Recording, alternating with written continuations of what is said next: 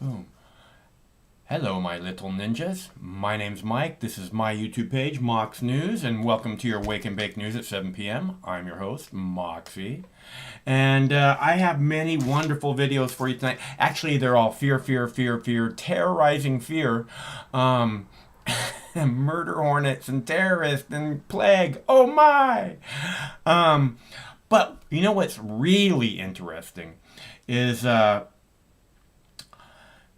the I left a comment on the pre-show uh, chat, which said, you know, Roger, the person in the photo is Roger Waters, in case anybody was wondering, right?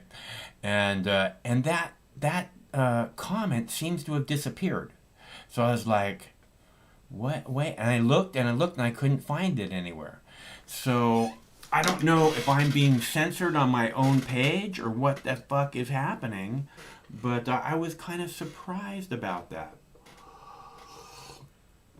Anyways, I like these wall quotes, because last week we did one that was, you know, what was it? It was la la la la la. Mother, should I run for president? No, it was Mother, should I trust the government? That was it. That's what the title was last week. Mother, will they put me in the firing line? Ooh, it's just a waste of time. So that was last week, right? Mother, should I trust the government? This week is we don't need no thought control. And the reason that I'm bringing this up is because obviously we're being told again and again and again that we do need thought control, that we need to be babysat 24/7, or else we might do something stupid like smoke a menthol cigarette or, whatever. I mean, they have all kinds of major taxes on vices. Like in Seattle, they have a vice on soda, right? If you drink soda pop, it's some ridiculous amount of money.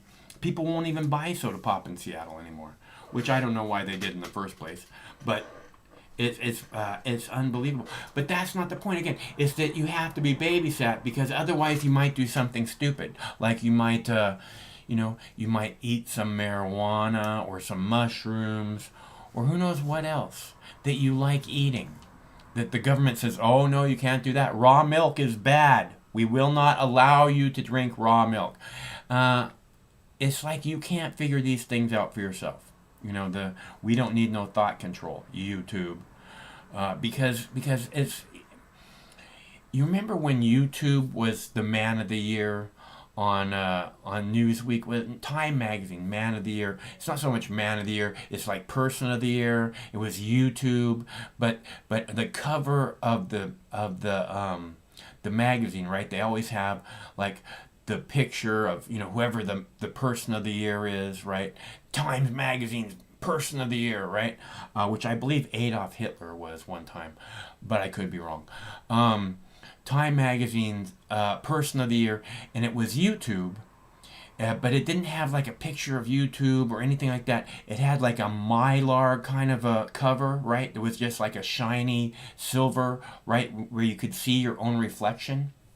So it's like this is about you. That's why YouTube is so special, because you can go there and you can say what you think is important, and the world has been waiting for this forever. And now it's you can't question the government. You can't question the police. You can't question, people that have lied to us for generations about cannabis having medicinal qualities. Something everybody in their, in their right mind should know. I mean, this isn't something new. None of this is new. The problem is it's getting worse and worse and worse. Okay? The government, the censors, it doesn't make any sense. It doesn't make any sense except for, again, you're dangerous and we need to watch every move you make so that you don't hurt yourself or anyone else. That's what this fucking government is all about. Oh, and you better submit because it is a comply or die police state. So it's a nanny state first, where we have to babysit you every moment of every day so that you don't hurt yourself or someone else, because you're not a competent human being. And you can't make decisions about whether or not you want to hurt someone. So it's not that you would make those decisions to hurt someone. The point is that it's as if we don't babysit you every second of every day. You might make that decision to hurt someone. I don't think that I would. I bet the vast majority of you would much rather not hurt someone than hurt someone. Hurting people can be very messy and stressful. I don't want to deal with that. But you have to be babysat to make sure you don't do it, to make sure you don't ingest something you shouldn't, make sure you don't watch something you shouldn't watch on the internet, make sure you don't read something you shouldn't read on the internet, make sure you don't hear something you shouldn't hear on YouTube. Because, it's not about you. It's about everybody else. You can't say what you want, because if you say what you want, it's going to hurt everybody else. That's why all these big websites are getting taken, all these big YouTube pages are getting taken down, because they're saying stuff that might hurt everyone else.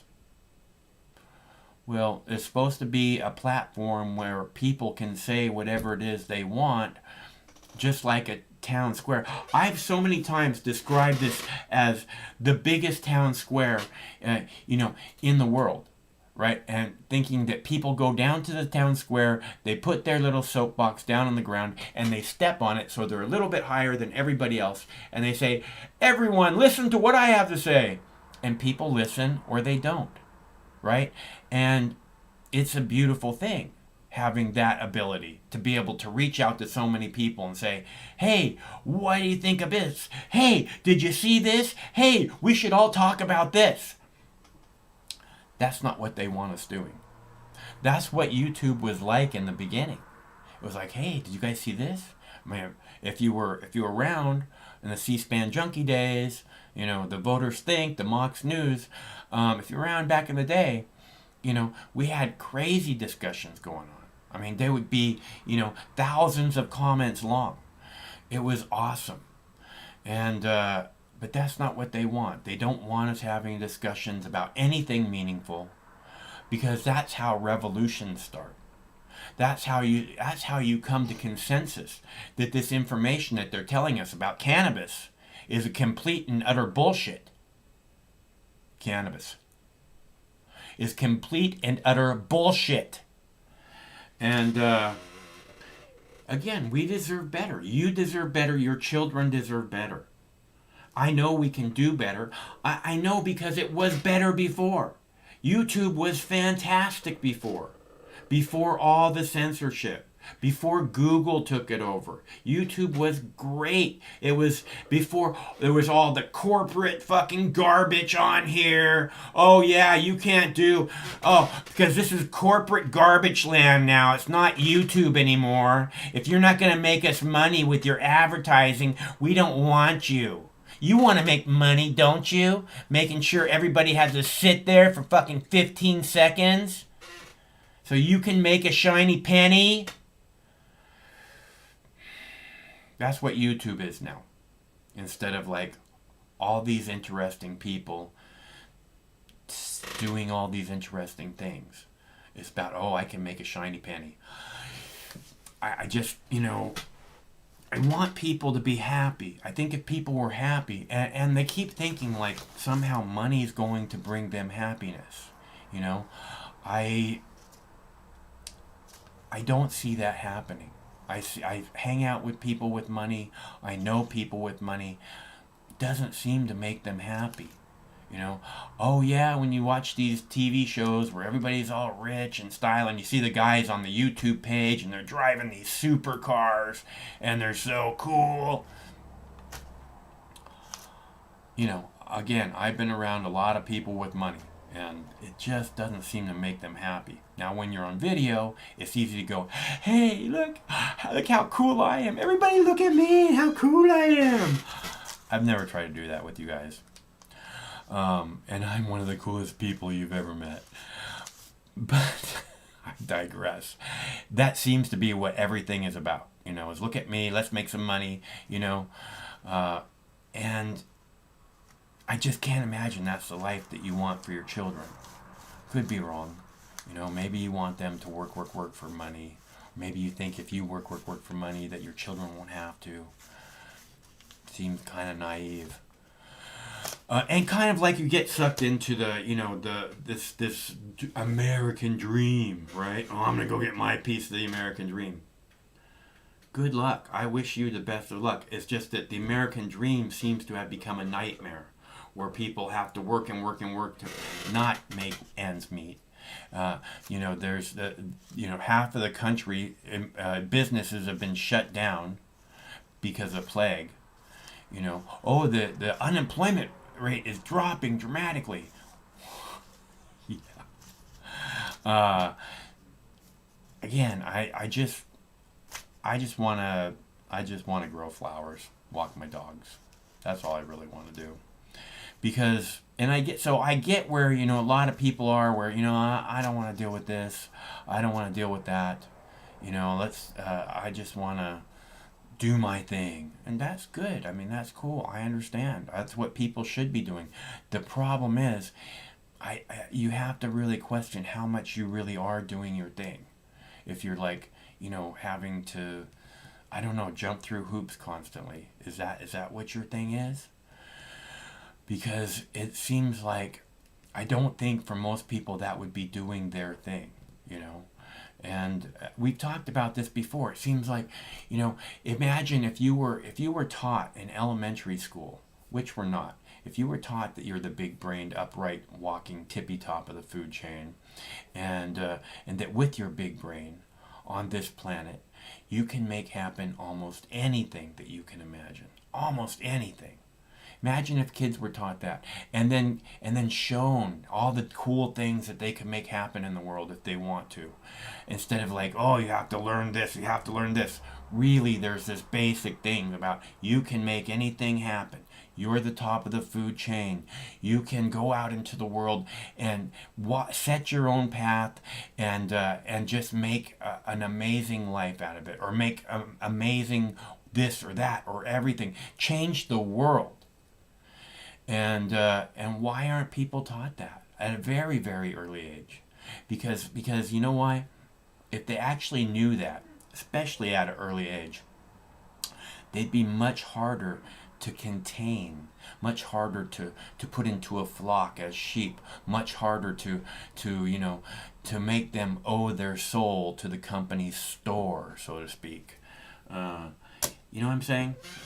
It may just be me.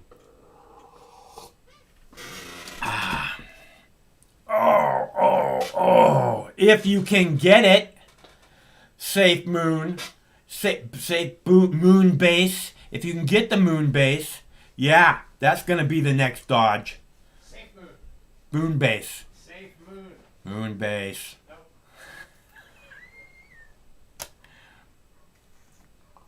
Moon base.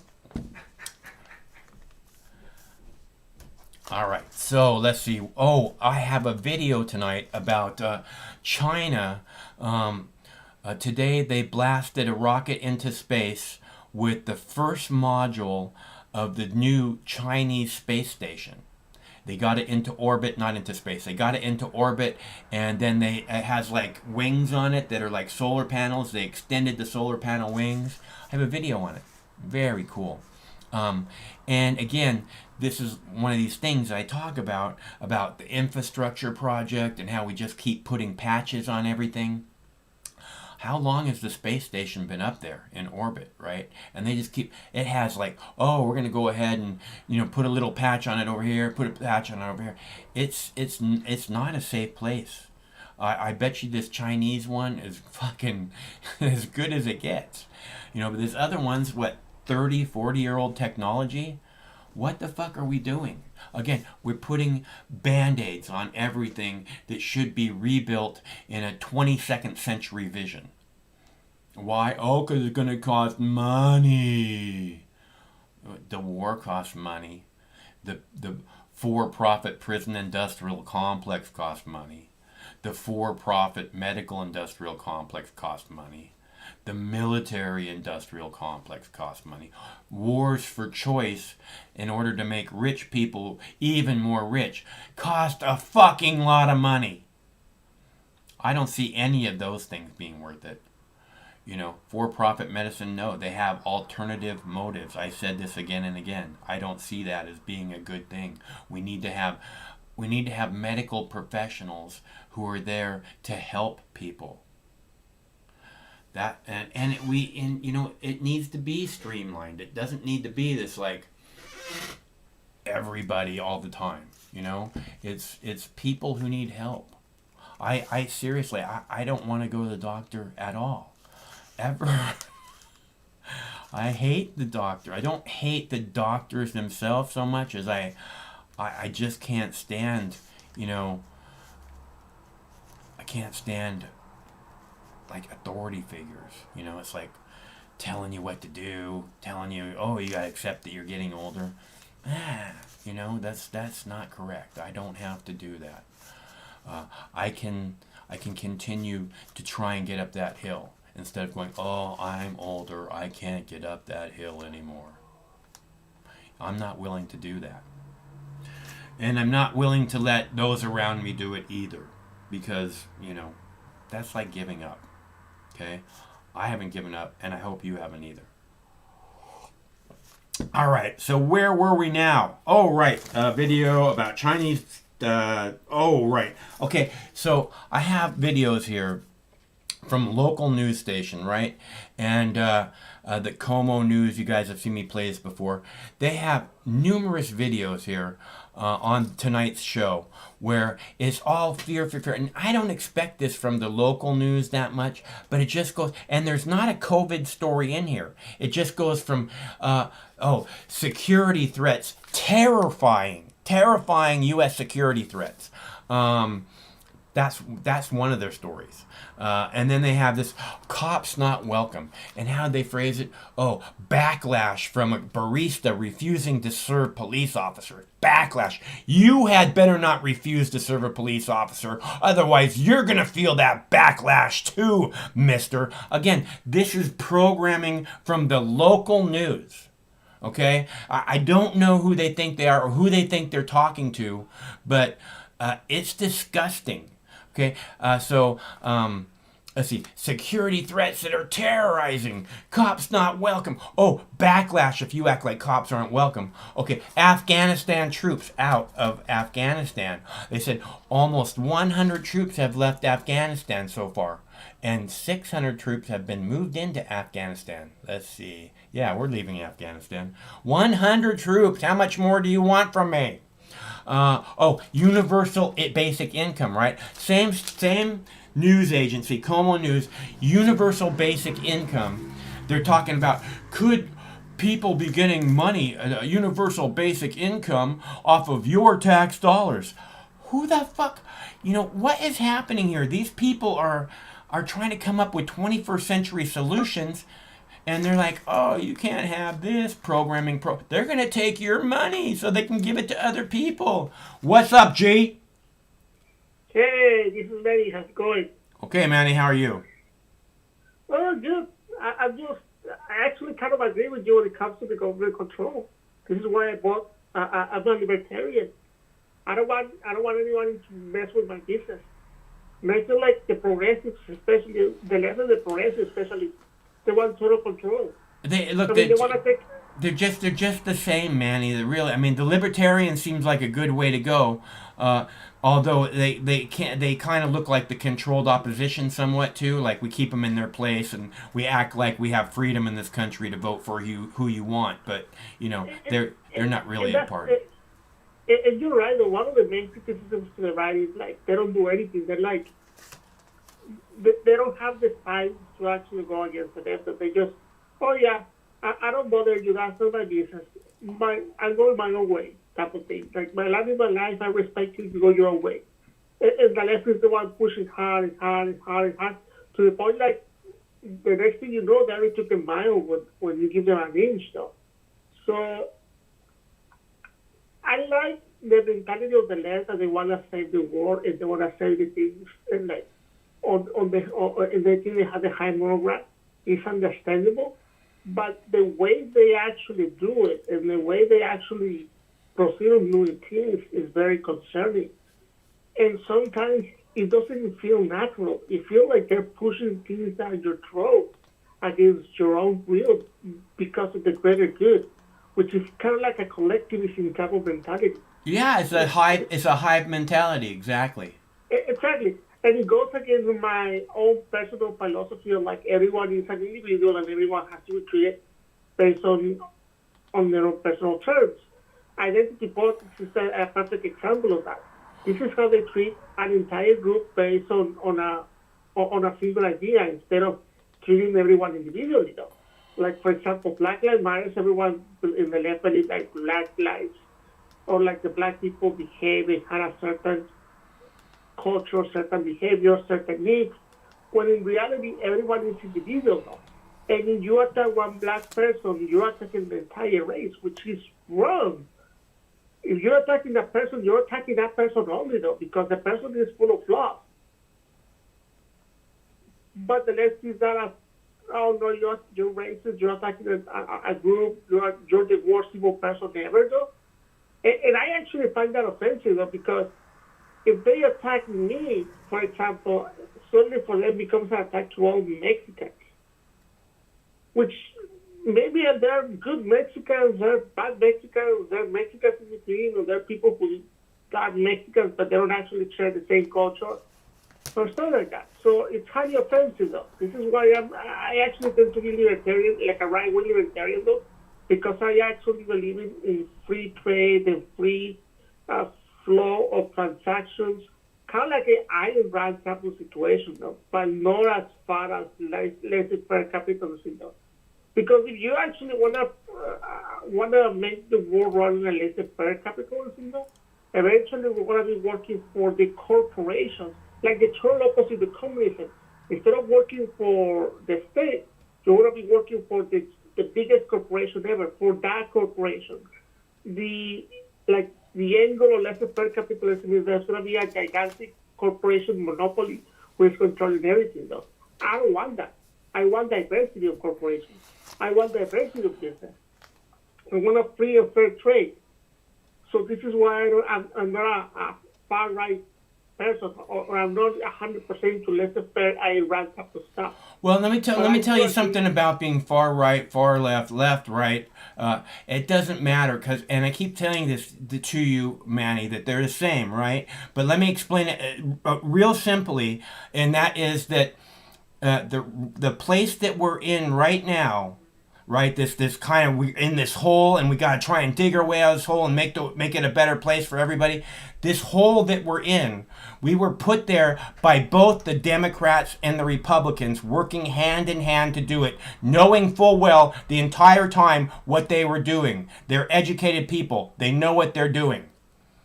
And they work together to bring us here right in this moment, Manny. Okay, let's assume that you're right, though. What's the angle? The rich people get richer. So you're saying this is a distraction? What? So they don't actually go and attack the rich people. The Jeff Bezos, the Bill Gates. The rich people control the government. Okay, this is obvious. Donald Trump said he owns a couple senators himself before he got elected. You remember that? Yes. Yeah. Okay, so the rich people own the government. The government does what the rich people want. So the rich people want us to live in this hole that we have to desperately try and dig ourselves out of, because that way we owe our souls to the company store. That way we're busy digging, so it's 10 times harder to stand up and tell people, this is all fucked up and we can make it better, and all these people are out of control and we got to reel back our government and all this stuff, Manny, when we're digging our way out of this hole. And that's exactly where they want us, struggling to survive. That way we're much less of a threat if we're struggling to survive, man. We're much less likely to come together and say, hey, let's figure out who this common enemy is that's holding us back, because they got us terrified, and we're struggling already. Go ahead. You're not the first one that I heard saying that argument, though. There was another person that I heard on one of those podcasts on YouTube saying that the real reason why there's this identity politics, this division among poor and middle class, is because they want to shift the blame on that instead of onto the real people who is actually responsible of what's going on and all the fucked up things that are going on in the world right now. So, and for example, if you actually look at the history books, this is not the first time this has happened before. If you look at the very history of America, I'm talking about the 1619 type of pre-revolutionary American Revolutionary War, like as developed era, though. This is what my history teacher told me, though. That one of the ways to keep poor white people in line is actually giving status so they can fight against the black people. So that's actually one of the main sources of racism, is because poor white people wanted to keep a status, but at the same time, because the rich people wanted to keep the white people poor, they put them against black people. You see what I mean? Yes, I know exactly. They pit. That's what I keep saying. They pit the Republican good people. The Republicans, not the fucking politicians, but the good people who are trying to do the right thing, who want to call themselves Republican. They pit them against other good Americans who are trying to do the right thing by voting the way they think they should. They act like those are the enemy. Those aren't the enemy. The enemy is the people who go to Washington, D.C. and do nothing. They do nothing like they promised. They just keep us sinking us more into this hole where they already brought us to in the first place, okay? Whatever's fucked up in this country right now is 100% the responsibility of the Democrats and the Republicans, working hand in hand to bring us to this exact moment.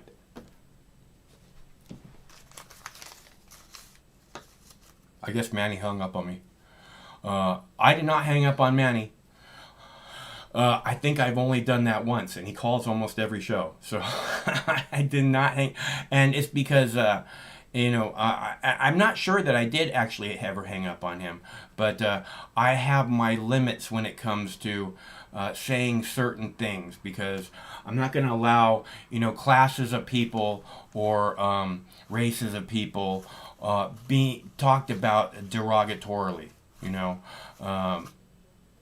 I have that limit. If you're gonna push that, I will, say nighty night. Thanks for calling. Usually I say thanks for calling and hang up real fast. Hello, caller. Sorry, the signal cut off. I think the man in black are actually listening, which is good. Yeah. Oh, you were saying? Sorry. I don't know. What was I saying? No, what were you saying, though? Well, I don't know. What was? I don't know. I say a lot of things, Manny. So the last thing I remember saying is like, and this is what my teacher at community college told me, the history teacher. They put poor white people against slaves, so the white people can gain status without being rich or middle class. That's actually what the term cracker came from. No, that's not where the term cracker came from. That is not where it came from. Cracker was, the reason white people are crackers is because that's the sound the whip makes. It goes crack when it hits you in the fucking back. Okay? That's why. Those are the poor white people who gain status. No. That's the rich people who own slaves. Poor white people don't own slaves, do they, Manny? No. They didn't own slaves. They were like the supervisors. Of course it was slaves. This is where this came from. This is where but you're saying you agree with me that the term came from the crack that the whip makes. Is that right? Yeah, that's what my professor told me when I was in college. Okay. It's history. Yeah. Okay, I'm not trying to argue with that. I'm just saying poor people don't have slaves. And I guarantee you the people who did took pleasure in whipping them. Of course. But yeah, that's that's pretty much what I think. It's like I got this weird conspiracy theory that all the things that are happening on the COVID world. I mean, think about it though. People have no jobs. People are getting paid crumbs. The stimulus check doesn't last. It's literally like a week or two of a paycheck for some people. Yeah, I understand. I mean, it comes. They've done it like what, 2 times, 3 times, and in like a year and a half. People are desperate and they act like, oh, we've done so much for you. Again, this is the Republicans and the Democrats working together to fuck the people, Manny. Mm-hmm. Right? I mean, that's what Yeah. you're saying, is that this fucking stimulus thing really didn't help anybody. It just, it doesn't even get anybody through a month, basically, right? That's what you're saying, right? Yeah. For some people, it was even, and some people don't even deserve this money though, because there were a lot of middle class people who, for them, was literally pocket change. I didn't I'll get the anything, money. so Great. Huh? I didn't get anything, so it didn't matter to me. But but this is what I can't stand, is these people act like, oh, we're public servants and we do so much for the public. The people are hurting. It's easy to know what their income level is, who's hurting the most, and say, hey, we're gonna get these people some regular money so that their kids aren't fucking starving. That's what the food stamps are coming from, though, so that the kids don't starve. Don't give them cash, give them food stamps. If you actually want to help people, don't starve them. Well, Anyway, food stamps are a good thing. Again, it makes sure that people Yeah. don't go hungry, but even more than, well, not even more, that's incredibly important. But also, it stimulates the economy because it has people that are spending money that wouldn't generally be spending money, and that helps hire people at the grocery store. And when you get those people hired, then they spend money that they wouldn't necessarily be spending, and that hires more people. So, from what I understand, for every dollar of food stamps that goes out in productivity, we get $1.89 back. So it seems like a pretty good investment to me. It is.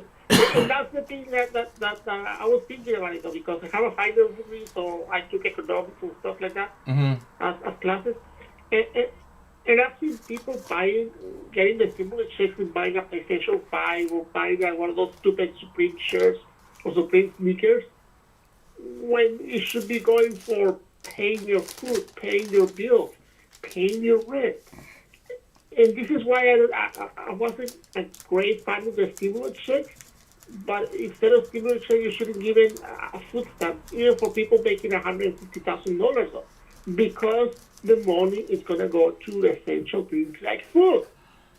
Yeah, again, that would be one of these things. That would be one of these ways that they could be making sure that that people aren't going hungry, which is probably the most important thing. I mean, we don't want them homeless, but we don't want them starving for sure.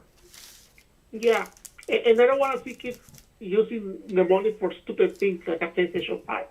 Don't get me wrong. Like what? Like a PlayStation 5. Don't get me wrong. Having a PlayStation 5 is fun, but their priorities in life.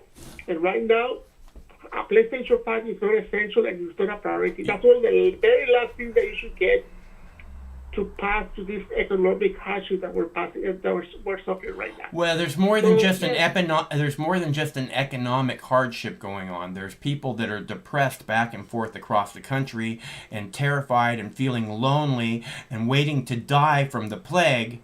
And this way they can connect with a lot of other people and talk and not feel so alone. And maybe bring a smile to their face. So maybe that's not such a horrible thing to spend their money on, Manny.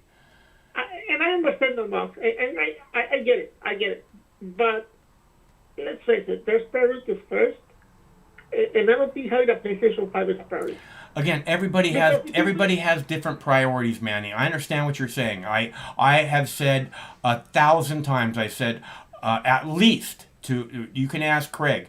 I've said it at least in my lifetime 1,000 times. A man has got to have priorities, right? I also say a girl has got to have priorities a lot, but a man has got to have priorities. And I add to that at the end. It doesn't really matter what they are, but you have to have them. So, and I'm not here to tell you what they're supposed to be. I really No, me neither. hope for better for your children. You know, better future for your children. Really, that's all I hope for. Other than Yeah, we're good adults. At this point in life, we already know what's important and what is not important. I mean, I'm not 21 anymore. I'm not 16 anymore. So I have my priorities straight.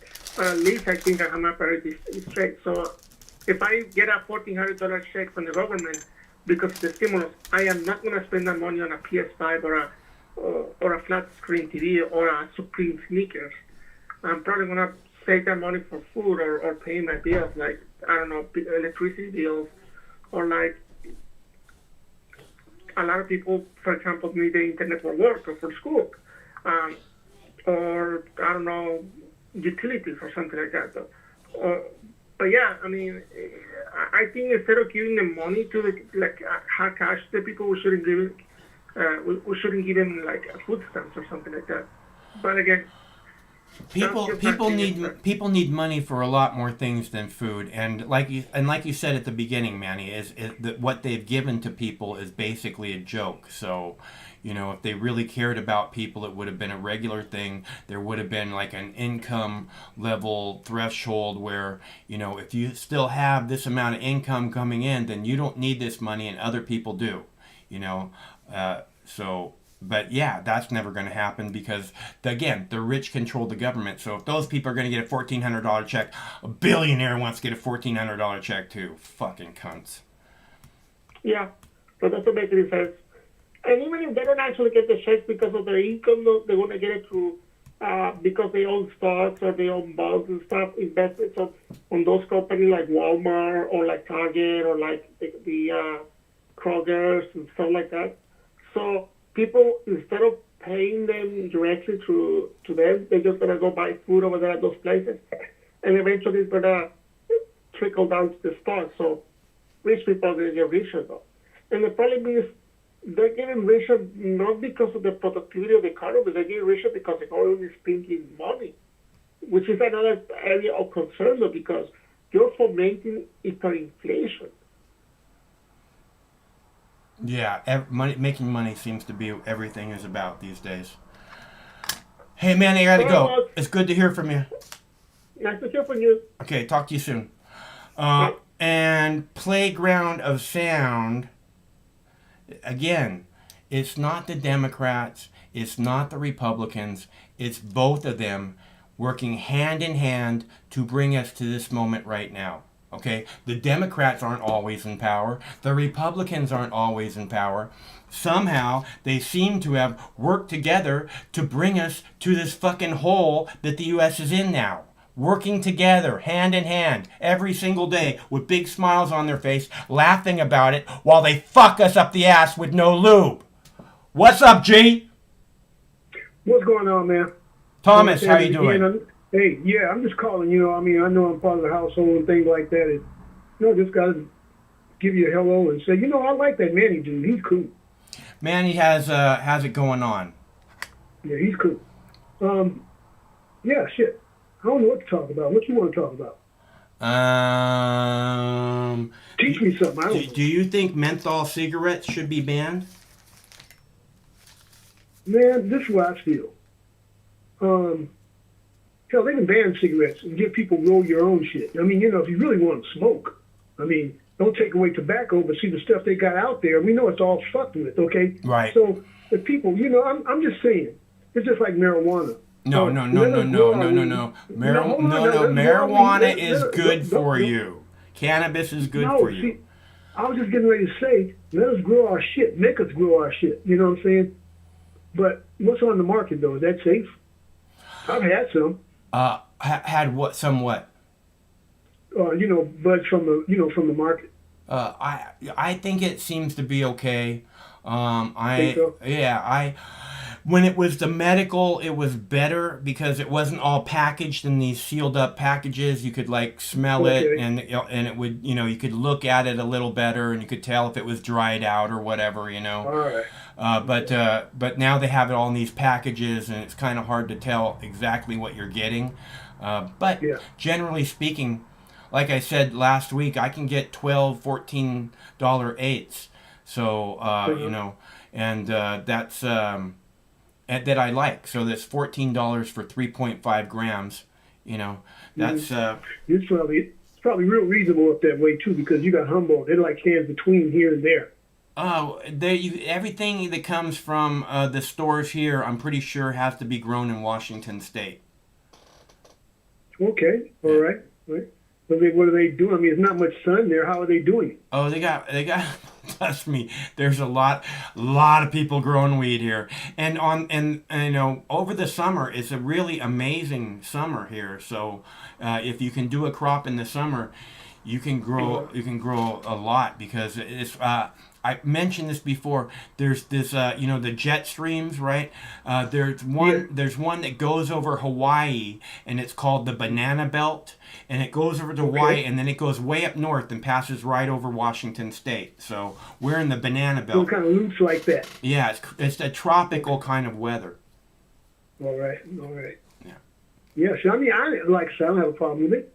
I think I saw you seen that email I sent you. I was rolling one up in the papers there, you know. So I mean, really, I was just showing off. It was green, but I pulled those leaves off so that it would grow more. And I just saved and dried. I'm like, man, this reminds me back in the day before Bud really came out for us. Everybody, yeah, you know how you got the 2 or 3 fingers, you know, and you know it was just from shaking. Everybody was happy to smoke, you know, and you still got lit up, you know. And I rolled it like that. But my other plant, what I did on top of my daughter's roof, I put the plant on top of there. But when I came back, I think I told you about that. Something had ate it up. Yeah, And you did, said some kind of bird or something, right? Man, then I started talking to people. They said it was probably rats. Huh? The And I'm rats, saying, yeah. You know, yeah. So when Yeah. I bought some mulch balls, and I bought some peppermint spray, and I spread the mulch ball flakes around on the area where it would be. I didn't put them up on the plants. I could have, but you know, also sprayed that. So because rats don't like that. And I also put deer netting over each one of them, and I got tomatoes up there too. Yeah. So I went up there the second day. It doesn't seem to be touched. And I can't wait to go up there tomorrow because, you know, weed, when you get the high sun, within a couple of days, you got, you know, sprouts. Yeah, you it know goes what I'm saying? fast. So I want to It see what's grows going on. fast. Yeah. So, politics and stuff like that, like I said, I have my own feelings about that. And I, like I say, really, you know, I agree with just so much that you say, period. Because it's all natural. You don't hear anybody speaking about it like that and speaking outward like that. Like, it's all natural. Like I say, they really, for the most part, they are the crooks. They keep things going on so everybody will look bad for them. You know what I'm saying? It should be. And, It should be obvious to everyone that it's not the Democrats and it's not the Republicans. It's both of them who have Yeah. brought us to this place where we're at right now. And it doesn't seem like a very good place to me. I mean, I would think we could do a lot better. That's all. And as long as you vote that way, what I'm saying is, I know this guy. You've probably been on there. You've probably seen what's his name, Papa Duck. You might have seen these kind of guys on YouTube. But anyway, it is mentioned, and I've always known. Like I say, really, you can go and vote all you want to, especially now. But it doesn't matter. You'll feel like you got this person in, but this person was coming in. And for the most part, if you're a Democrat or a Republican, you got other platforms you can vote on. If you're a Democrat or a Republican voter, you know, the majority of the people are not even familiar or intelligent upon what they're doing. They're just voting. You know, they're just, okay, got my heart on this person, got my heart on there. Everybody wanted to get Trump out of there. Okay, now we got this other wicked motherfucker in there. And it's like, okay, we got him in there, like I told him on Facebook, damn Facebook. I said, we got him in there, now what? Well, Okay, you guys vote him in there, now what? 'Cause I vote independent myself. You know? yeah, well, that's So, I mean, that's one like, of the you know. things too that I think is, you're talking about they don't know what they're voting for or whatever. I question how many people actually even know that there's a libertarian party or an independent party. I mean, Or green, or you know. I don't like to think of people as stupid. I keep saying that that I believe that they're just misled and misinformed constantly. But that's part of what it is that I'm actually saying is that the Libertarian Party basically gets no exposure in the mainstream media. The Independent Party basically gets no exposure in the mainstream media. The Green Party, once a presidential fucking election, you'll see Stein, what's her name? Yeah. Glorious. Or you get no, a it's not blast. Gloria. You get a blast on the media real quick about somebody, you won't see it again. Yeah, what I'm saying is, it's like unless you're actually active political, you might not know that that there are other parties to vote for because nobody You talks got about other them. Parties, What's you that? got other parties. See, it's where your heart goes. See, what's for us here is where your heart goes. Because put it this way: if we didn't vote for either one of those wicked people or wicked platforms, we go into another platform. But see, we have something beyond these asses up there. There's somebody beyond them that works there. So I mean, if we voted for if another platform, say Peace and Freedom, if they became popular, would they be manipulated per se? You see, that's what I'm saying. Yeah, I think we should make the fuck the police fucking party, and I Oh, think man, that would now you probably know- be really, really popular. Shit, bring back Harper Ferry like a motherfucker. I got you. So, anyways, it's good to hear from you, Thomas. I gotta take a break. Thanks for All right. calling. I'll talk to you soon, okay? All right. Okay, see ya. Yeah. Okay, so I have this video about the universal basic income. And again, these videos, they're saying fear, fear, fear, right? I was telling you, these are local stories like gas shortage, terrifying security threats, oh, cops not welcome, oh, universal basic income. Can you imagine your tax dollars going to pay for someone else's livelihood? There's something really fucked up about this local news station all of a sudden, and I don't think it's all of a sudden. So, universal basic income coming up right now. Also breaking right now, the U.S. Could your tax dollars help pay for your neighbor's food and electricity? If that sounds far-fetched, it's not. A number of cities across the country are testing programs that give people cash to live. Critics claim it will drain the economy. Angela Brown explores the concept of a universal basic income. Stockton, California was one of the first cities in America to give people monthly cash payments. Their 2-year program has ended, but now more cities are getting on board. The Stockton Economic Empowerment Demonstration was the nation's first mayor-led guaranteed income program. Former Stockton Mayor Michael Tubbs launched the program in 2019. So we had 125 residents receive $500 a month.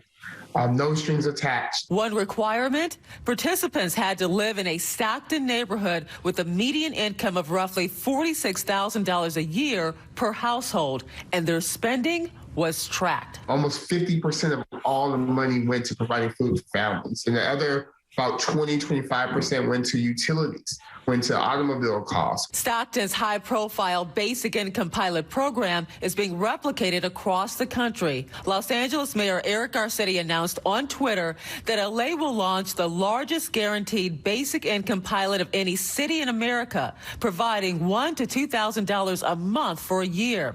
Paterson, New Jersey announced their guaranteed income program. 110 people will be given $400 in cash each month for a year. And in Richmond, Virginia, 18 working families who do not qualify for benefits will receive $500 a month for 24 months under their program. David Williams from Taxpayers Protection Alliance. When you pay people a universal income, you're discouraging them from getting back into the workforce and being productive. While some pilot programs are funded through private organizations, Williams says the tab could eventually fall back on you. We know that universal income is going to cost billions of dollars a year. And the repercussions from that may be higher taxes, maybe less spending in other areas for lower income folks. Tubbs admits that taxpayers could end up footing the bill if these programs become permanent. But he says we're already paying a high price for poverty. We pay so much already for all the things that poverty and economic insecurity cost us in crime, in homelessness, and mental health. Last year, 11 mayors across the country announced they will explore cash payments for residents and advocate for guaranteed income programs. But universal income is far from becoming a reality. In Washington, I'm Angela Brown. Okay, so did you guys catch that at the beginning? She's like, can you imagine your tax dollars going to blah, blah, blah, blah, blah?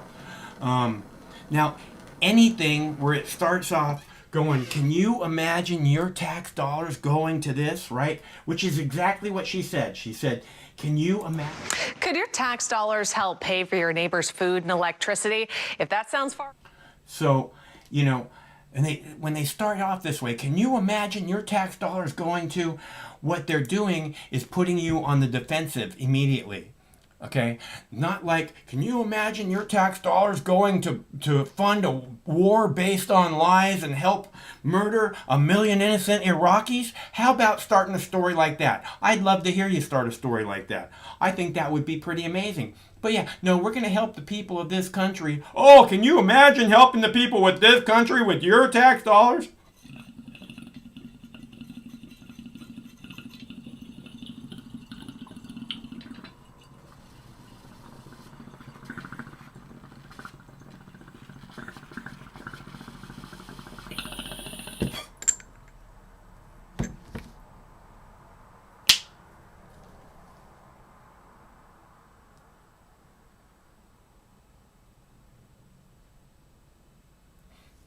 All right, so it's like this fear thing. That's what I was saying at the beginning, right? They have this like, oh, can you imagine your tax dollars going here? The other one is, what's the other one? Oh, it's like, oh, the gas shortage, or there's not going to be any gas. You have to fill up your gas car when it's a quarter tank full because all the gas stations are going to be closed and they're not going to have any gas.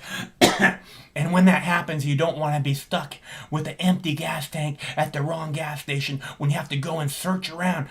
That's how they describe this gas shortage thing, right? Like we're becoming a fucking third world nation. And why? So you can raise the price of gas, raise the price of gas, raise the price of gas, right? We have fucking so much gas surplus, it's garbage. Oh, we can't find truckers to go and take the gas out to people. Fuck you. That's a load of bullshit too. You just don't want to pay the truckers to come and take your gas down to people. You want to fucking raise the price and raise the price and raise the price. Because that's how you cocksuckers work. Bleed the people dry every chance you get. That's what America is really about. All right. It's a call-in show, 805-669-6397, 805 Mox News. I'm going to play the gas shortage story, and we'll come back with more terrifying news in just a minute. Could your tax dollars help pay for your neighbor's food and electricity? If that sounds far-fetched. China has been pouring billions of dollars into its...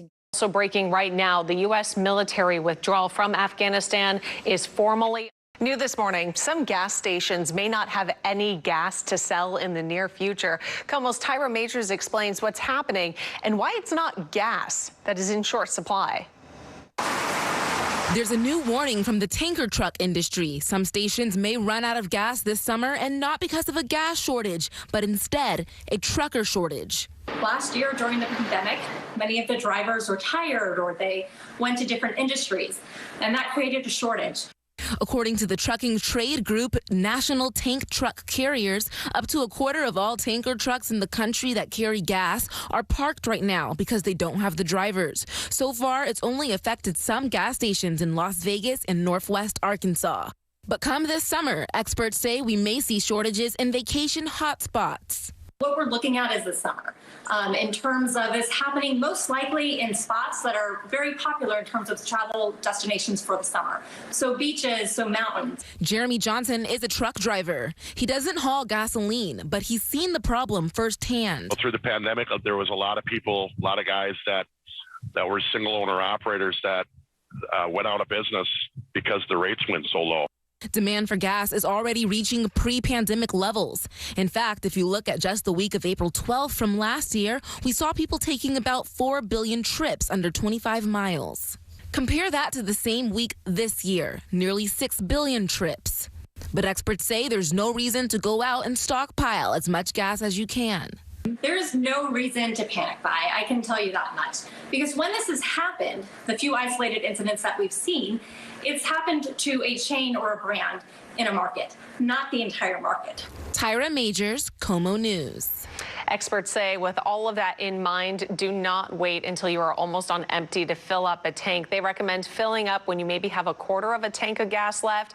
That way you have time to go from one station to another if you have to. Again, are you guys hearing this programming? It's like, oh, the gas shortage is coming. The gas shortage is coming. It's coming. It's gonna. It's like we're a third world nation. You know what I hear when they're saying this shit? Oh, gasoline's going through the roof. Oh, that has every reason in the world why gasoline prices are skyrocketing. We can't find fucking people to deliver the shit. Do you know what that makes me think? That makes me think, you know what? Maybe I should buy an electric car. Because then you don't have to worry about gouging like this. You don't have to worry about bullshit stories like that. You can go, oh, I guess that doesn't matter to me at all. Because I just go home and plug my car into the wall. And you know what? There's never going to be an electricity shortage, is there? Good plan, petroleum companies. Let's just keep pushing the price of gas up, up, up, so we can gouge the people as much as possible. Fucking brilliant. What could possibly go wrong? And there's a mighty surge in electric car sales, which, you know, they get the electricity from coal or petroleum or nuclear, so those are all really dirty energies. But it's not going to be like, oh, we run out of fucking gasoline. You know, you got an electric circuit at home, you plug it in. You don't have one at home, you go to the gas station, they got one there. They got them all over the place. So, you know, you got to listen to what they're saying, and you got to think about what they're saying, and you got to realize that it's terror bullshit to keep you afraid, to keep you on edge, to keep you worried about what's going to happen tomorrow. Okay? And I've said again and again and again, that's what all of this is. I mean, are you guys watching this news? It's terror bullshit. You know? Someone's gonna breathe on me at the fucking grocery store. I'm gonna die. What's up, G? Hey, Mike, how are you doing tonight? I am on fire! All right. Hey, I had a couple of news stories that I thought were kind of superfluous. You know, like this programming where, like, this is what they're saying is news. Mm-hmm. And then it's like one of the lead stories in a newspaper, and then you're going like, this is news? Like, this is what people are consuming and imagining that this is fucking news, right? This story was from the San Francisco paper, SF Gate, right? And the title of the story, it's like the fourth story on their website. It says, more than 100 citations have been issued at packed Hawaii Black Sand Beach, right? 100, how many? How many? Citations. How many? Like tickets. How many? 100. 100, okay. At a Black Sand Beach. And that's the title of the article. That's the first thing that most people are ever going to read, right? But then, when you actually find out, it's like over the past 4 weekends, 100 citations have been issued for issues ranging from public nudity to drug use. Where was it? This is at Kahana Beach. Oh, okay. Island. Kahana, yeah. I spent the weekend naked there. It's in Maui, right? It seems like in Maui, right? It's on a big island. Oh, okay. There's a Kahana on Maui that's very hard to get to, and it has a little tiny 2-lane road where you have to go one car at a time across a bunch of bridges and stuff. Really, really pretty. I spent a weekend there. They have a black sand beach there, and I spent a weekend naked there one time. Go ahead. That sounds beautiful. I'd love to visit Hawaii. But according to this article, like the lava streams from one of the volcanoes, right, has stopped access or inhibited access to beaches on the Big Island. So a lot of people in southeast Hawaii have been forced to go to this one beach, including like the counterculture people and the partiers and stuff. So they're all like kind of congregating. But the reason why I found this weird is like the newspaper makes it alarming, right? Like 100 citations have been issued. Well, it was actually over 4 weeks, right? Yeah. But what were the citations for? They were for drinking alcohol, marijuana possession, and public lewdness, which I think are all pretty much nonviolent crimes. Yeah. More or less. Yeah. Nobody's hurting anybody, right? And a common refrain. Police officers say there are just too many people who want to enjoy the state's beauty spots. And then they also point out that these gatherings are not abiding by the 6-foot social distancing. That people are being encouraged to apply 6 feet apart from each other. Yeah. But that's basically the whole article, Mike. And what's weird about it is, like, why is this in the newspaper? So the police in Hawaii are giving people tickets on the beach for smoking pot and drinking, like they always have. And this is what, it just didn't make any sense to me. In the San Francisco newspaper? This is police state. I mean, they're like saying, see, this could happen to you too if you step out of line. Yeah. Don't go to Hawaii on your vacation because you're going to encounter the police state. I played a story yesterday where they were talking about the 6-foot thing and it was the same as 60 feet or something like that. That was indoors though, so never mind. Well, the next story also seemed to be an exaggerated news story that is doesn't really seem like it's news, but it is news. And this was also from the Daily Mail, the British newspaper. And the headline is about Joe Rogan, right? And he says, I'm not a respected source of information. $100 million Spotify podcast star Joe Rogan backtracks after saying young people should not get the COVID vaccine. Says Dr. Fauci is right, and, quote, I am a fucking moron. Wow. Yeah, and it said that, so that, it gives the bullet points about what happened last week and how the communities respond, how the, whatever broader world has responded to it. And it's weird because people like Anthony Fauci and stuff were commenting about Joe Rogan's, statement that he made on his show. Right. So, Joe Rogan's statement ends up becoming news that people are talking about, instead of, talking about news. Well, not right? just talking, they're not just people that are talking about it. It's some of the most, apparently, we're supposed to believe, some of the most important people in the world are talking about it. Go ahead. Yeah, on, morning talk shows and such. Well, no, like Anthony Fauci. Yeah, like Anthony Fauci was Yeah. on a morning talk show, Yeah. like CBS Good Morning or something, Right. and then was discussing it. It just this fascination with celebrity culture is, I guess, what I'm saying. It's I appreciate your insights, and you are a celebrity of sorts, but this concept of the news, is what a celebrity thinks or feels about fucking anything. What is that doing in a newspaper, right? So there were some things that Joe Rogan said, and I'll say it pretty quickly. This was Joe Rogan speaking. He said, when I say something stupid, I'm not thinking about what I'm going to say before I say it. I'm just saying it. I don't have an off-air and an on-air voice. I have me. This is it. I got through the fucking net, and I'm swimming in open waters. If you say you disagree with me, I probably disagree with me as well.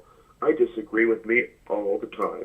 If someone said, yeah, young, healthy 20-year-old people who eat well and exercise are not high risk of coronavirus, but you should think about other people, then I would say, well, that's a different argument. And yeah, that makes sense. He goes on. He says, the problem is today, everything is all headlines and highlights, and it's all clickbait, which is fine. That's the business. I have a deep respect for real journalism, Glenn Greenwald, Matt Taibbi, and people like that who stick their fucking necks out and do real journalism. But there's a lot of people out there who have to make a fucking living. And what's the best way to make a living? Well, here's one way. Take a jackass like me and go over their podcast, go over this 3-hour drunken, ridiculous podcast. A lot of the times we're drinking or high and we say stupid shit. I get that. If you mind that and make money off that, more power to you. I don't care. So those are anyway, if you make money off that, saying stupid shit. That's a quote from Rogan, right? Yeah, that was from Joe Rogan. That was in the newspaper today, in the British newspaper. So basically, he said, I have zero credibility on every single issue. He kind of did say that. He kind of said, I'm an entertainer, and therefore I'm not an authoritative source for anything. And really, if you just come to my program, you're coming to my program to be entertained, not for me to give you a definitive answer about anything, right? But what's interesting about this, there's a lot of things interesting about it. But, do you know if after he said these things, if the views on his show went down or up or anything? I have no idea.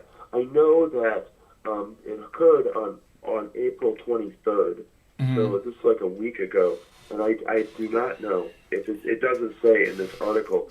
Because that would be very interesting information, you know, if he's be getting more attention and then he apologized, you know, I mean, that would be really weird. If he's getting less attention, you know, like way less attention, he's like, oh, I fucked up, I better, you know, backtrack as quick as possible. Yeah. Nothing I say has any credibility. Don't think, yeah, fuck. And obviously, it probably has something to do with the platform and the amount of money that he's getting paid. Right. Somebody approached him and said, listen, if you're going to be on our platform and we're paying you $100 million it's a lot of money. Just, like, do what you want to do, you're going to have to, like, say that you made a mistake or something. Like, here, deal with it. So that's the only reason he said anything. But it's interesting that, like, you know, A, a lot of people think Joe Rogan is an authoritative source on everything, which is not true. And B, he's worth $100 million, you know, just as a podcaster. It just is like this celebrity culture. Like, he is interesting. I periodically check out his channel. Well, he's interesting if he's not interesting if he has zero credibility on anything that he says. That's not really. Well, that's true. He's just a conversationalist. He's what I keep calling the politicians. You know, they find their niche and then they speak to that niche and they make big fat bucks off of it, and that's all that it's about. I liked Stephen Colbert as a comedian when he had his program, and he pretended to be a Republican. He was a little more cutting then. Yeah. I mean, I think he was more willing to question power and authority, even if it was like on the other side of the aisle. But when he got his program at CBS, that completely, or wherever he is now, it completely changed his program, his way of looking at the world.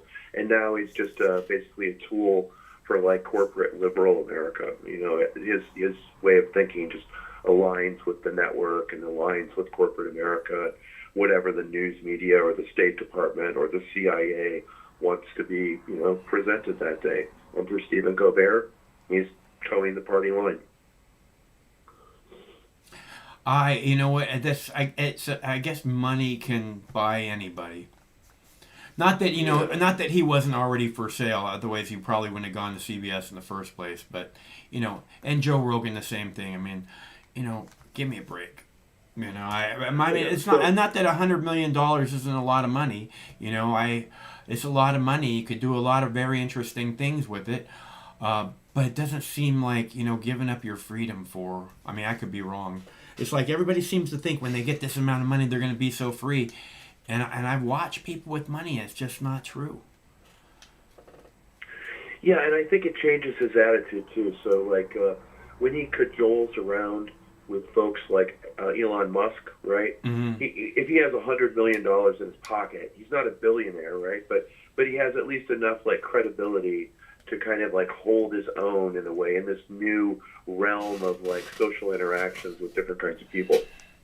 So I think he's not. If he has $100 million, he may or may not be a billionaire, depending on how many Doge he bought at 2.5 cents. Yeah, that's true. Yeah, and he's friends with Elon Musk. So who the fuck knows? Yeah.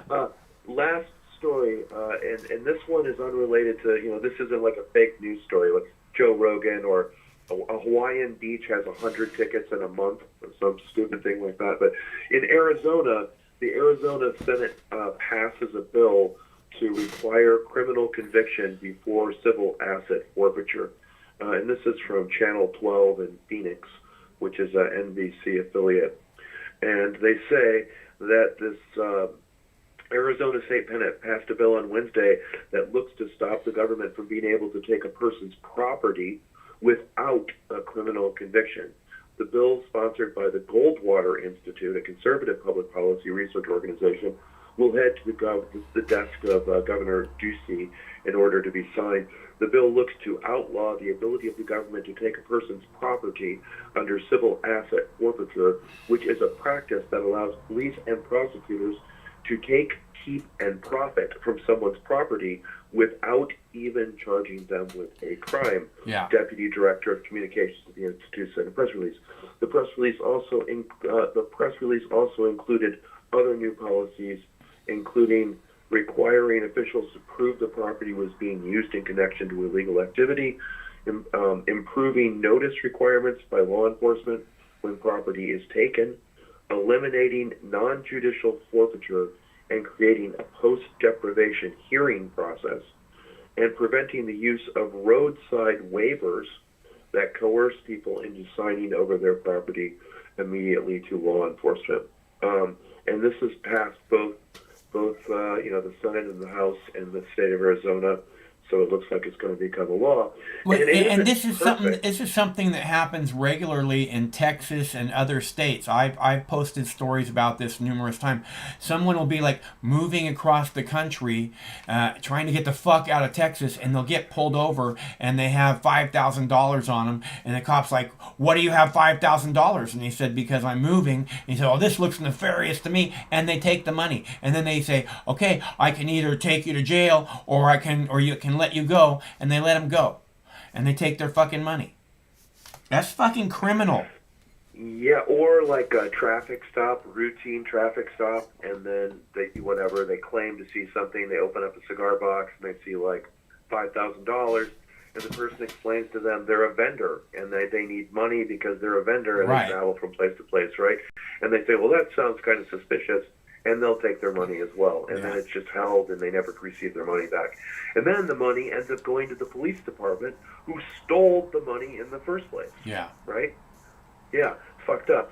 There were two other fronts, like on the asset forfeiture front that happened today.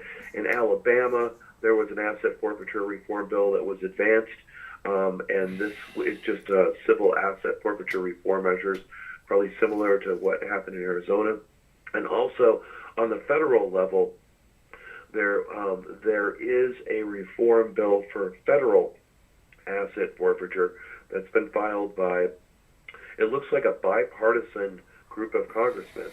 Tim Walberg from Michigan is a Republican.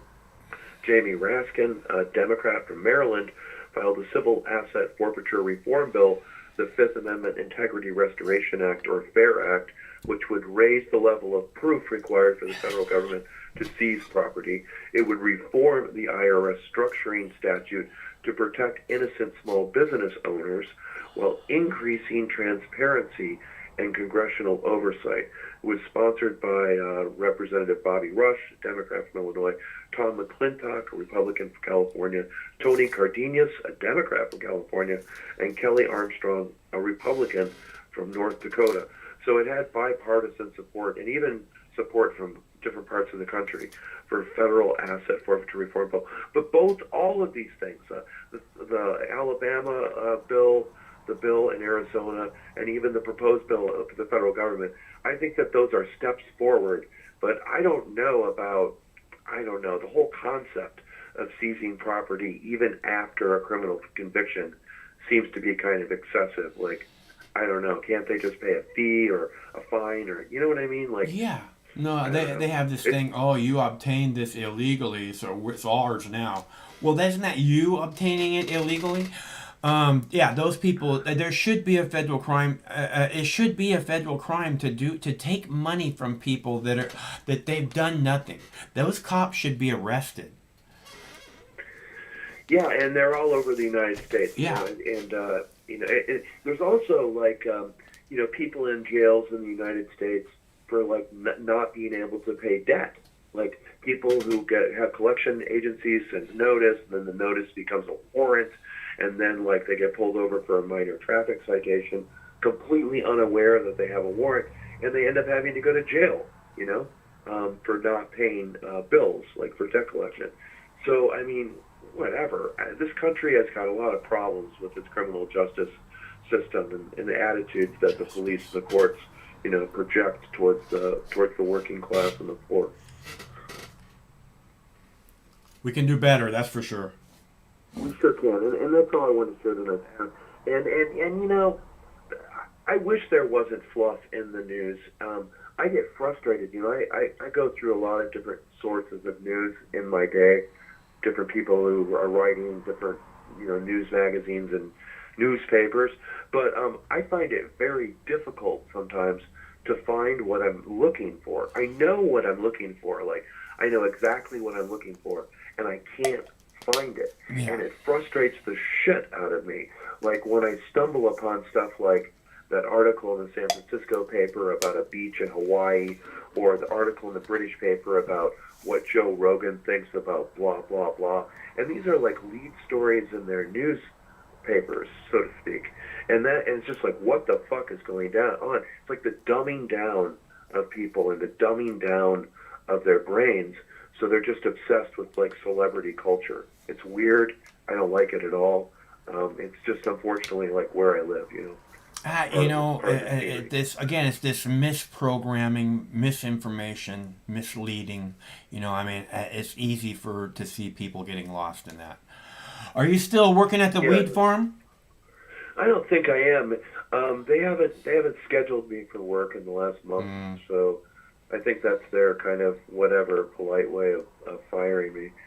But I had fun while I worked there, and you know, I'm still friends with a couple of the people who work there, which was fun. But yeah, I know for a fact that they're well, probably the reason that they have been quiet or not told you that you're fired or whatever is because they don't want to pay you unemployment. So you should. No shit, Mike. I know exactly. You're right. Like, yeah, and that's.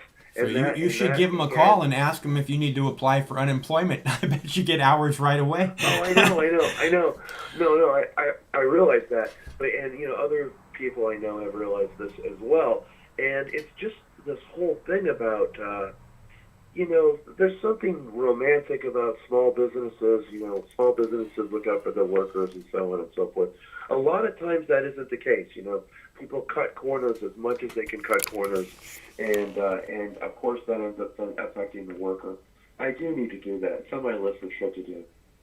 Whatever. I hate dealing with money. Like you, I don't like to deal with money. Like, I can't stand the idea of it being somehow a motivating force in my life. You know, I'm making bigger things than money happen. You know, it would be nice to have money, but not like I don't want to buy stuff. I just want to not have to worry about money. You know, I don't need things. Yeah, I don't want things. It's just like it'd be nice not to have to think about money. That's all. Yeah, that UBI thing is a reasonable. You know, I did not ask to be born into this world, Mike. No one did, right? I don't know. I don't know if that's true or not. I mean, some of the spiritual teachings that I've read is that you kind of choose to come here, and that you kind of sign a contract, and you know you kind of know what you're going to get. The way I understand it, honestly, in my own self, how I understand it is basically we're all kind of working as a collective somewhere, and it's like all of a sudden on the computer, you know, you're working on things like designing dolphins or whatever, you know, our big brains all working together to design a dolphin, really important shit. And while you're working on it, all of a sudden an ad pops up on your little, you know, screen, and it says, "Visit the blue green jewel Earth." And you go, wow, that does sound pretty, you know, they show the beaches, they show the food, you know. Again, you live in this kind of world where you're doing this really important thing, and that's all you focus on all the time. You don't sleep, you don't do anything else. You have to make fucking shit happen. And you go, you know what? Food. I haven't had food forever. Yeah. That sounds pretty good.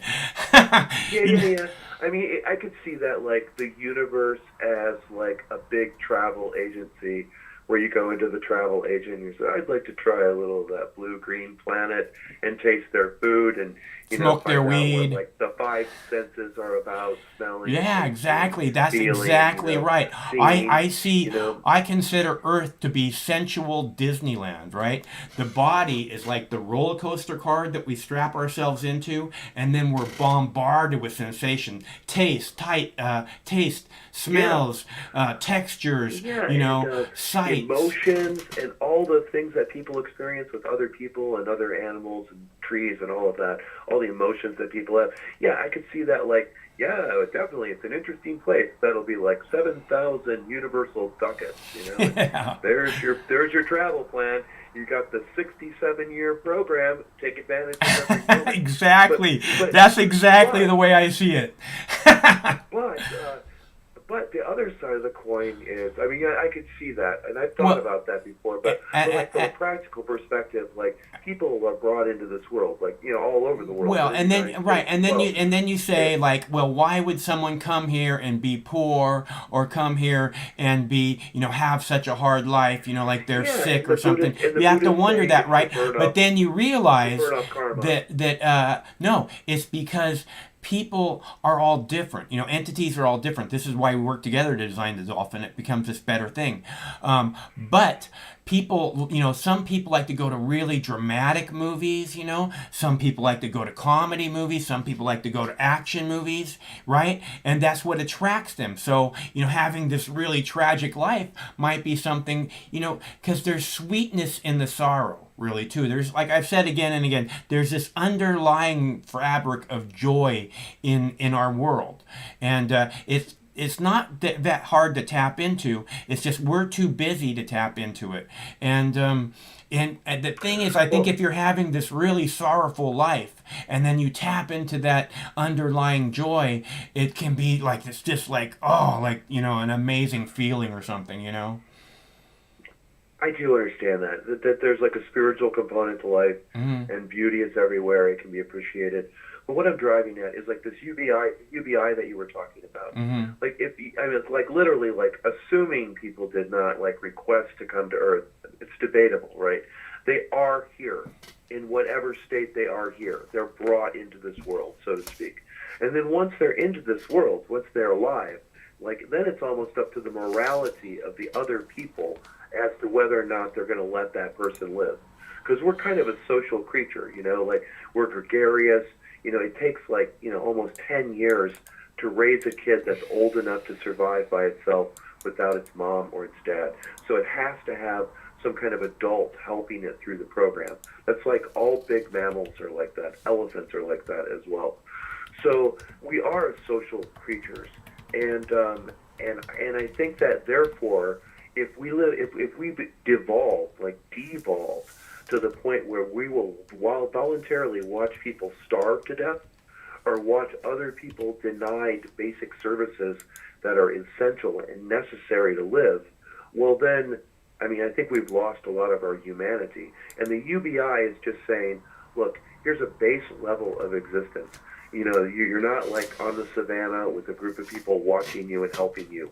You're in a rough, hostile environment, and you're going to need like these 1,400 ducats this month just to make it to the next month. That's life.